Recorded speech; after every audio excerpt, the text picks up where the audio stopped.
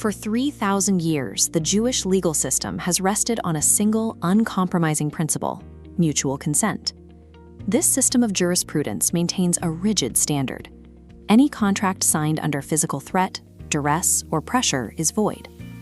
This open Torah scroll represents the foundational contract of that entire tradition. If the Jewish people were pressured into accepting this document, the entire jurisprudential framework of the Torah loses its legal validity. However, a famous Midrash regarding the revelation at Mount Sinai describes a scenario that contradicts this requirement for free will. This text depicts God ripping Mount Sinai out of the earth and suspending it over the nation like a weightless barrel. Standing beneath the shadow of the peaks, the people heard a direct ultimatum. If you accept the Torah, excellent. If not, there shall be your grave. This record of physical coercion creates a crisis. If God used a lethal threat to secure the covenant, the contract would be legally invalid from its inception. The validity of Jewish jurisprudence depends on whether this violent imagery can be reconciled with the law of consent.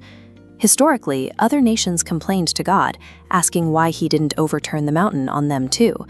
It is unlikely that multiple nations would express jealousy over a death threat, suggesting the overturned mountain provided a specific benefit. To find that benefit, we look at the legal term used for overturned in the Midrash, the Hebrew word kapha. In ritual impurity laws, kapha describes an overturned vessel. It creates an isolated domain, protecting everything underneath from surrounding contamination. But a mountain of porous earth fails this test. A stone shield allows impurity to leak through, compromising the safe zone inside.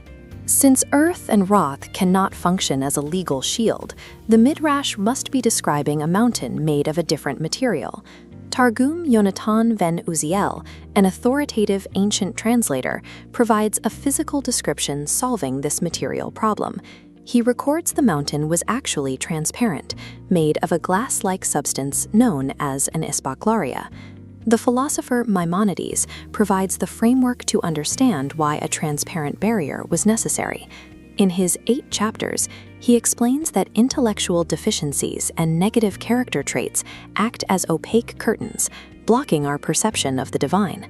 Moses removed these opaque curtains by perfecting his character, leaving only one transparent barrier: the physical limits of the human brain. By holding a transparent mountain over the entire nation, God temporarily removed their individual curtains, granting an entire population a direct prophetic view of reality. This transparent lens shielded the Israelites from the poison of the serpent, the philosophical doubt and pagan confusion common in the ancient world. While Greek philosophers relied on debating logical theories to guess at the nature of the world, they remained trapped behind those opaque curtains of doubt. Under the glass mountain, the Israelites bypassed theory. They observed the mechanics of the universe as a verified empirical experience. In this context, the coercion was not the weight of falling rocks, but the weight of demonstrated fact. When the mind is presented with an absolute, visible truth, it is naturally compelled to acknowledge it. This type of acknowledgement does not violate free will.